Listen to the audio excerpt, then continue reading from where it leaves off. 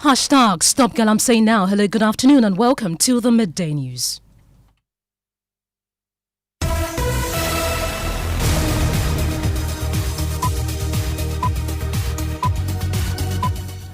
This bulletin is live on Joy 99.7 and hits 103.9 FM here in Accra.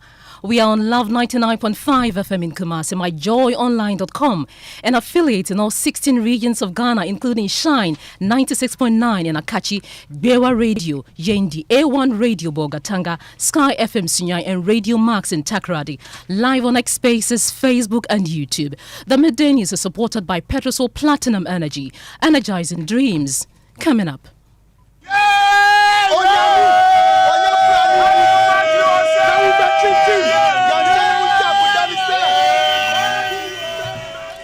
Wild jubilations in Kpandai in the northern region after the Supreme Court in a 4-1 decision this afternoon quashed the Tamale High Court's judgment that had annulled the election of Matthew Nyindam as Member of Parliament for the constituency. We'll hear from... I think that the Supreme Court has spoken emphatically that the decision of the Tamale High Court was made without jurisdiction, and so the court has quashed it and is hereby... We'll hear from the NDC, which says the matter is not over yet. We are live at the court and in Kpandai. Also, pressure grows for the removal of GTEC Director General Professor Ahmed Jinapo and his deputy as more UTAC branches join UTAC UG in their push. We hear from a Labour consultant who's calling for more engagement, dismissing any form of strike action.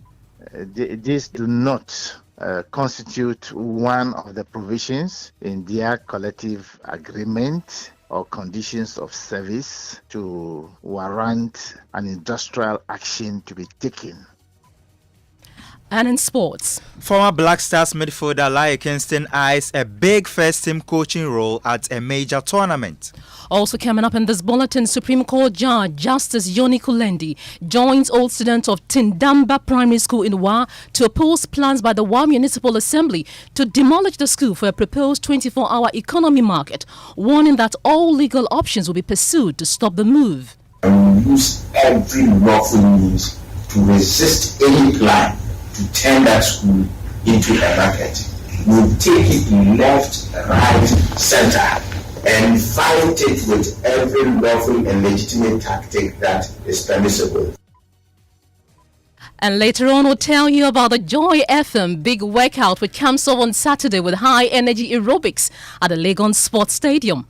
We start there 6 a.m. sharp, walk around East Legon, come back and do some aerobics, and 1 and 2 and 3 and 4, I need to see you there. These and more with me, Pearl Ofori. This is Joy News, independent, fearless and credible.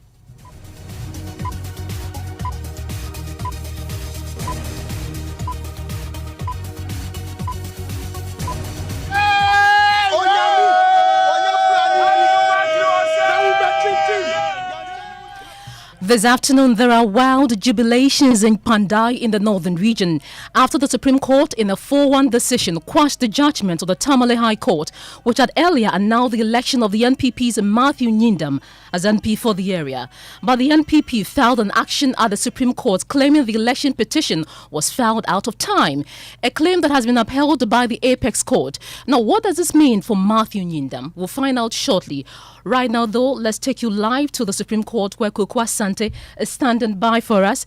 Good afternoon, Kweku. First, what does this mean for Matthew Nyindam heading back to Parliament? Nyindam on 3rd of February when Parliament resumed, that is next week Tuesday, can go to Parliament and hold himself out as a Member of Parliament. You will recall that in November of last year, the Tamale High Court annulled this election, which consequently led the Speaker of Parliament to authorize the clerk to write to the Electoral Commission declaring a vacancy. Since then, he has not been a Member of Parliament legally so-called. But given this 4-1 judgment of the Supreme Court, Matthew Nyindam can now hold himself out as a Member of Parliament, and next week Tuesday when the House resumes, he can attend to the proceedings of Parliament in the chamber. as a party, we are aggrieved by this decision, and therefore we will advise our candidate in the matter regarding the next step to take. But the court is a court of equity and of law. We should be interested in the Gazette notification published by the Assembly Press under the authority of the Electoral Commission that was brought to Parliament, for which people like me were sworn in. That cannot be a gazette that will be discounted by the court, because it's a public document. The MPP cannot benefit from that gazette notification and come to court and say that that is not the proper document. You see, the MPP, when the Tamale court gave their decision in our favor, they called the court a kangaroo court. Today, when they got the court decision in their favor, they are singing the praises of the court. But we are law-abiding. We want to urge our teaming supporters, both here and in Kpandai, to remain calm. This is not the end. This matter is not the end. The ruling of the court will be filed according to the court's own decision by the 6th of February. When we obtain the ruling, and that's the certified true copy, and we study it, we advise ourselves. There's a review option. So this matter is not ended. It's not ended. So can we just have the majority chief with Roxanne Nelson Dapiamapo, who is part of the NDC's legal team, given his view on the ruling. But let me come back to you. How did the court come to this decision? Well, as you heard Roxanne Nelson Dapiamapo say, the full reasoned judgment of the will be made available on the 6th of February. But the 5-member panel that was presided over Justice Gabriel Sport-Foreman clearly did not agree on all the issues. Justice Gabriel Sport-Foreman is the dissenting person, but the 4 other judges all agreed that the judgment of the court must be passed. That is Amadou Omoro Tanko, Justice Jody Kulendi, Justice Samuel Kwame Adibo Aswedu, and Henry. Next week, when the judgment is available, we'll get to see the reasons for which reason this 4 majority decision was held by the court. We also spoke to Gary Nimako on the NPP's reaction to today's ruling by the Apex Court, and they have been jubilating over the Supreme Court's decision. Let's listen. I think that the Supreme Court has spoken emphatically that the decision of the Tamale High Court was made without jurisdiction, and so the court has quashed it and is hereby quashed. So Honorable Nyindam still remains the MP and the people of Kpandai. So we call it still maintain. If you come to court and you have 4-1 decision, you can come up review. Review, they are 2. Therefore, we change your position. Now, you also spoke to Matthew Nyindam, and he says he's looking forward to resuming his duties in Parliament. I think that the Supreme Court has spoken emphatically that the decision of the Tamale High Court was made without jurisdiction, and so the court has quashed it and is hereby quashed. So Honorable Nyindam still remains the MP and the people of Kpandai. So we call it still maintain. If you come to court and you have 4-1 decision, you can come up review. Review, they are 2. Therefore, we change your position. First of all, let me say thank you to Almighty God for what He's done in my life, and to also thank my lawyers, and also use this opportunity to thank the Supreme Court judges for the ruling, because it's clear that the people wanted to change the will of the people of Kpandai, but the Supreme Court has affirmed the will of the people, and I'm most grateful to them. I also want to thank the party from the head to the bottom, that is national, regional, and the constituency, for the support they've given me. And the people of Kpandai, I'm sure that when you are in Kpandai today, you will see the joy of the people, because they voted for me and they expected me to serve them for the 4 years. I also want to thank His Excellency, the former Vice President, Dr. Mahmoud Bawumia, for the support he's given me throughout. I am most grateful. May God add several years to his current years. And I know by the will of God, he will serve this nation one day. I am very grateful. You heard that the NPP's Matthew Nyindam. Let's go back to our court correspondent, Kweku. So what else happened in court today? Well, there was another judgment in the matter of the Duboahene trial. You will recall that Duboahene had come to the Supreme Court asking for some disclosures. In fact, at the time, he did lose the case to the state. The state, despite winning, still found some issues that they found challenging with the judgment of the Supreme Court. And so they came back by way of a review. Today, the court, in a 6-1 majority decision, where Justice Yoni Kulendi dissenting, has thrown out the review application by the state. It has to do with the word relevance. In the earlier Supreme Court judgment, the court held that all materials that are in the custody of the prosecution, whenever there's a criminal trial, must be given to the accused person. But this time around, the court took out the matter having to do with relevance. The state says that it is only relevant material that must be turned out to the defense, and not all materials which may not necessarily even be relevant to the case. That did not find favor with the court. A 6-1 decision, which Justice Johnny Kulendi dissented, has now decided that the earlier judgment of the Supreme Court should stand. Kweku Asante, our court correspondent, thank you so much for bringing us up to speed with what's happening in court today. Let's take you now to Kpandai itself. Northern Regional Correspondent Martina Bugri joins us with more on the developing story. Martina, thank you for your time here on the Midday News. How are people reacting to the Supreme Court's decision today? There was a row like that, as if an explosion, when the news got in that the court had held his decision, and so Matthew Nyindam is still the MP. Then the jubilation started, very wild jubilations across the area. But this jubilation, I must say, is happening within the area the MPP is noted to be. The other side is very quiet. You can't even find people who are supporting the NDC doing, out like we saw in the Tamale one. You see a lot of people riding motorbikes, jubilating, shouting, 4-1, the law is the law. Those are some of the things that you are hearing in Kpandai as part of the jubilation. But in all this jubilation, they are also cautioning that they should be doing it in moderation so that it doesn't anger the other side, because all they want in their constituency is peace. And so they are also celebrating, but yet cautioning that it should be done in moderation. Our Northern Regional Correspondent Martina Bugri, thank you so much. Now, joining us right now is private legal practitioner Martin Bebu. He'll be giving us an understanding of today's ruling. Good afternoon. Thank you for your time here on the Midday News. So, the court today upheld the argument that the electing petition was filed out of time. Now, how significant is this ruling for future election petitions in the country? So, then it means that the lawyers have to look to be sure that they are calculating exactly from the date of the Gazette notification.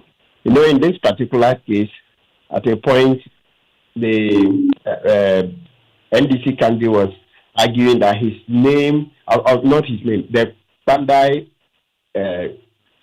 results were not gazetted in the original EC Gazette notification.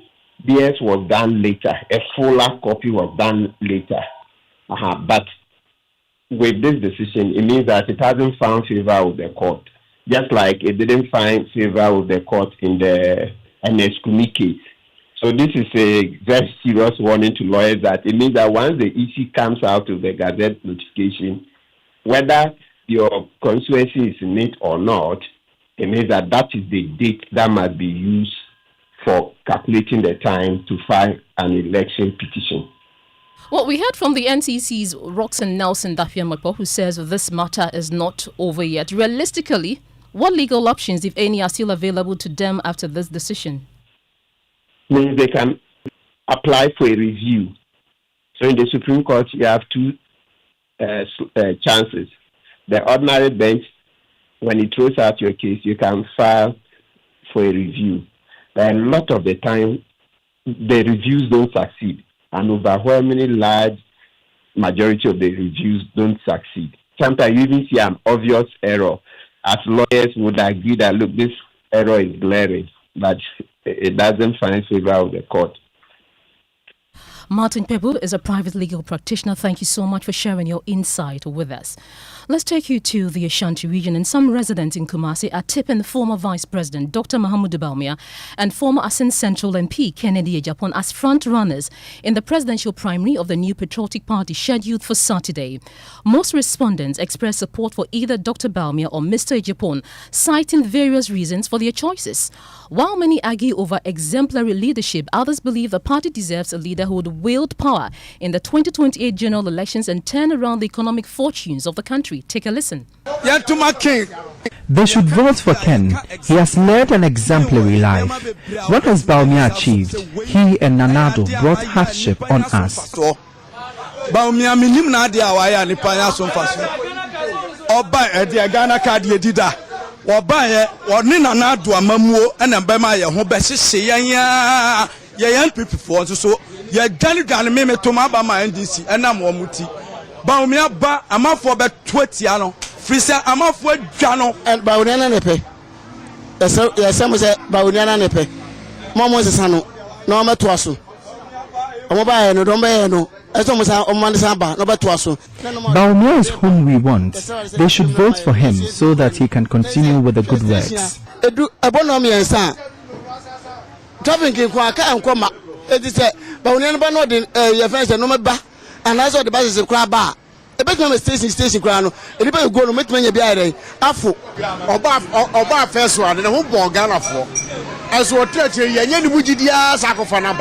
Bawumia wasn't a favorite before, but he came to lead us well. Bawumia deserves to be back to lead the party. He has been in government before and he knows the country's problems.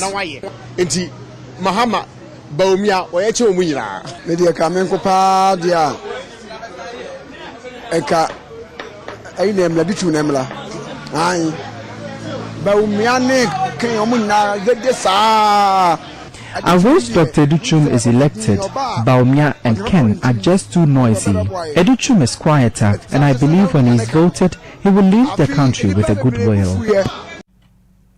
Well, this afternoon, calls for the Director General of the Ghana Tertiary Education Commission GTEC, Professor Ahmed Jenapo Abdullahi, and the Deputy Director General, Professor Augustine Uklu, to resign from their position intensify as two more UTEC branches, KNUST and UCC, have joined calls from the University of Ghana UTEC branch. UTAG UG earlier last week in a press statement called for the immediate resignation of the Director General and Deputy Director General of GTEC or face a petition to the Chief Justice and possible industrial action accusing them of incompetence and administrative overreach. Now, in a statement by both KNUST UTAG and UCC UTAG, the two unions said in the national interest and in defense of Ghana's tertiary education system, they back the call from UTAG UG. Now, in the studio with me is my colleague Collins Frimpong with details of that statement. Before we go to the statement issued by the unions, Collins, what are the issues between the University of Ghana and GTEC? So, in a letter dated January 14th, 2026, addressed to the Director General of GTEC, Vice Chancellor Professor Nanaba Apiaamfo rejected the approval charges on the new academic fees by GTEC, outlining specific charges that deviate from decisions made during consultative meeting on January 8, 2026. GTEC followed up with a release on Wednesday, January 14, 2026, instructing the University of Ghana to adhere strictly to the fees approved by the Ministry of Education for the 2025-2026 academic year. And what are the demands from UCC? So, in a 4-page document signed by the President, Dr. Jerry Opoku Ansah, as well as the Secretary, UTAC UCC reaffirms its commitment to quality tertiary education, accountability, and lawful regulations.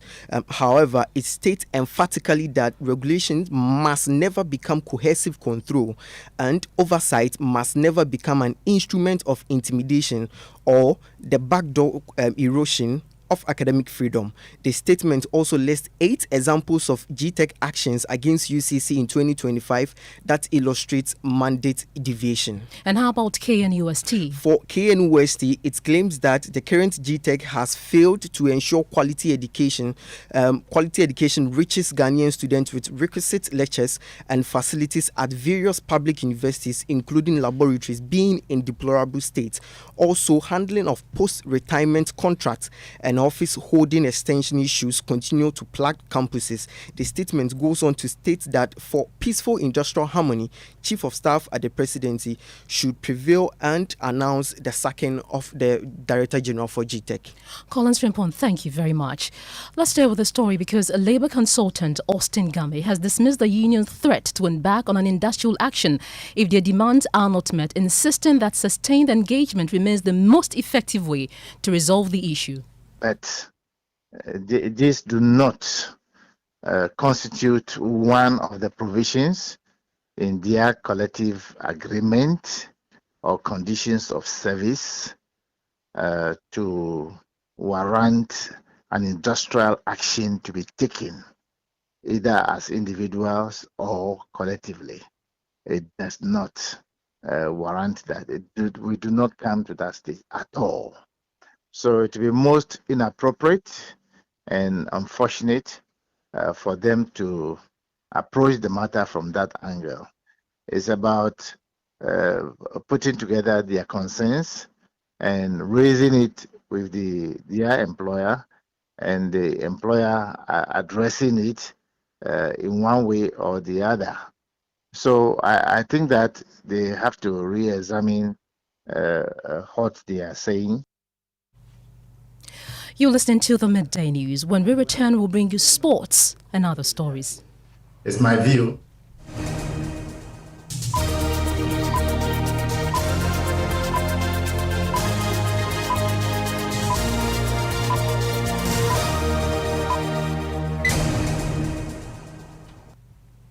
You're welcome back. Thanks for staying with us. Mubarak is here with sports news. Yeah, Pearl. So, former Ghana international Laie Kingston wants to coach a big first team at a major tournament within 5 years. He has coached youth teams including Norgeland's under-18 side and Ghana's under-17, the Black Starlets. Now, Laie now leads Uganda's under-17 and under-20 teams.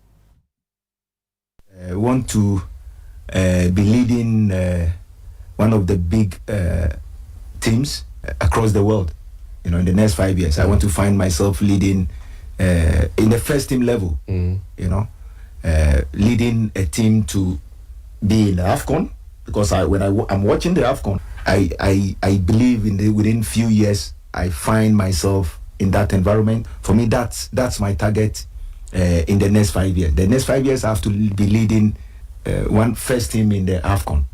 And then, if not, one of the first team environment across the world. Now, tonight in the Champions League, we've got the final round of the league matches for automatic slot to the last 16. Arsenal are already through, but several clubs still have work to do, including Chelsea, who travel to Napoli. Barcelona face Copenhagen. Liverpool take on Karabakh, and Real Madrid meet Jose Mourinho's Benfica. Back to you, Pearl. Thank you so much, Mubarak. In other stories, Supreme Court Judge Justice Yoni Kulendi has joined old students of the Tindamba Primary School to oppose plans to demolish the 70-year-old school for a proposed 24-hour economy market. He says education must not be sacrificed for commerce and that legal action will be pursued. Rafiq Salam reports from Wa. The school currently has a population of 370 pupils. The Tindamba Primary School, since its establishment 70 years ago, has produced sway for people who are contributing to the development of the country and beyond. Despite the huge and significant contributions made by the school in the socio-economic development of the people, there are plans by the World Municipal Assembly, for that matter, the government, in the next couple of weeks to raise the school down to ground zero for a 24-hour economy market. Dr. Abudu Sakara is a member of the 1968-year group and a retired staff of the University of Ghana. Coming to demolish a very important school that has some kind of historical reason in our community for the purpose of building a market. Because a lot of people have passed through the school. So if you are demolishing it, you are trying to what? It will disrupt our attachment to the school, our emotional attachment to the school. The best thing for them to do is look for a different alternative. The pupils will be relocated from the area to the Tindamba Junior High School and the Nuriye and Huriye Islamic schools, where they will receive part of their classrooms for use in the interim. Muazu Mohammed Akram is the chairman of the school management committee.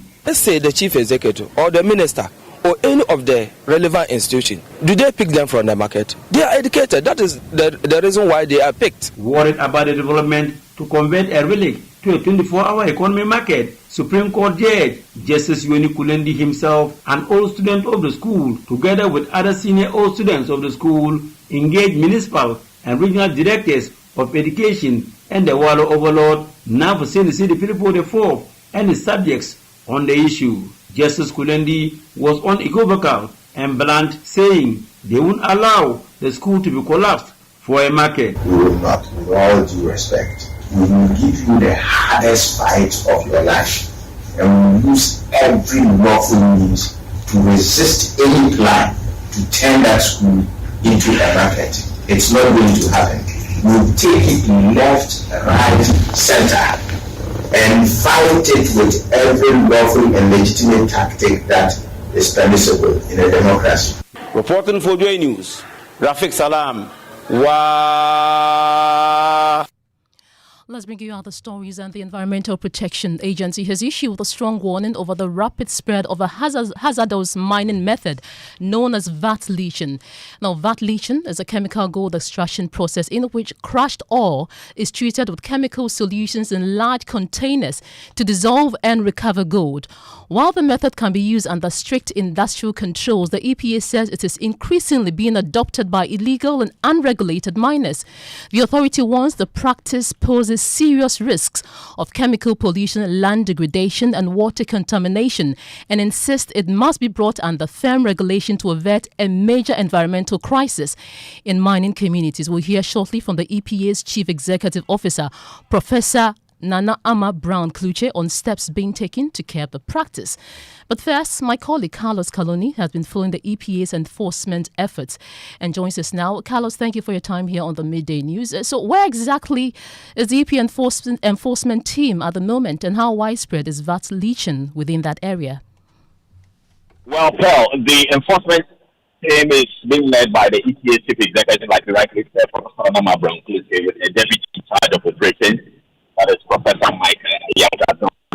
Right now, we are in Chakwa Valley.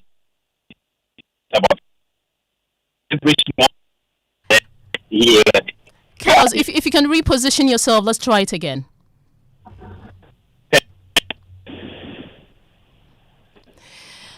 Carlos, unfortunately, we can't hear you. We can now listen to the EPA CEO, Professor Nana Ama Brown Kluche, outlining the measures the authority is rolling out to tackle the growing threat of vat leaching. It's normally used here, and we decided to follow up to see how best the practice is. We came and realized that they buy waste from the champagne processes in the water bodies and the land as well, and they process it on land here. And they use cyanide. They have dams. They work in there, mess with water, and take the 30% of the gold from it. They also have waste, which is sand and water. And the sand, they also, it's a waste for them, and they're also looking for places that they can deposit those sand at. So we realize that the sand will also contain cyanide. So we are going through the process with them, understanding what they do and how that impacts on the environment. We realize that there are a lot we need to come in to deal with as EPA. The whole process is called vat leaching, which is illegal in Ghana. It's legal in Burkina Faso, and from their narration, the Burkina Faso people that brought the technology to them, and they're getting their gold. And this is done by local people like our Ghanaian people. That is what they feed from. So EPA is coming in to see how best we can regulate this to make it illegal, but they have to be regulated. Now, Joy FM is once again getting Ghanaians on their feet as the big workout returns, this time with a strong focus on energizing aerobics to promote active and healthy living. The fitness experience comes alive this Saturday, January 31 at the Legon Sports Stadium, and the head of sport, Fentio Tahir Fentio, says the big workout is about bringing people together through movement while promoting healthy living. All right, ladies and gentlemen, it's the big workout on January 31 We are meeting at the University of Ghana Stadium. Joy FM, bringing together the whole country. We start there 6 a.m. sharp, walk around East Lagos, come back and do some aerobics, and 1 and 2 and 3 and 4, I need to see you there. It's a new year. There's no better way to start the new year than with a proper fitness regime. And that was head of sports, Fentio Tahir Fentio. It's time for what's trending, and Adubia is here. What do we have on the trends, Adubia? The Supreme Court is in the trends, and I guess you know why. So the Supreme Court has quashed High Court's judgments, which annulled, MPP's Matthew Nindam's election as Member of Parliament by 4-1 decision. Now, on social media are videos of Honorable Matthew's supporters jubilating after Supreme Court's judgment. While that is happening, you have some individuals who have expressed dissatisfaction with the Supreme Court's decision overturning the High Court's ruling. You have someone say, when the MPP dignitaries arrived, they were all in white. It feels as though they already knew they would win the case even before we got here. So those are some of the views on social media. Some people are excited and some people are not. Thank you so much, Adavi. And before we go, the Ghana Journalists Association has petitioned the IGP for action against individuals threatening journalists covering the Boko conflict, including Joy News' Albert Sori, on social media. And that's how we end the Midday News. I am Pearl Ofori.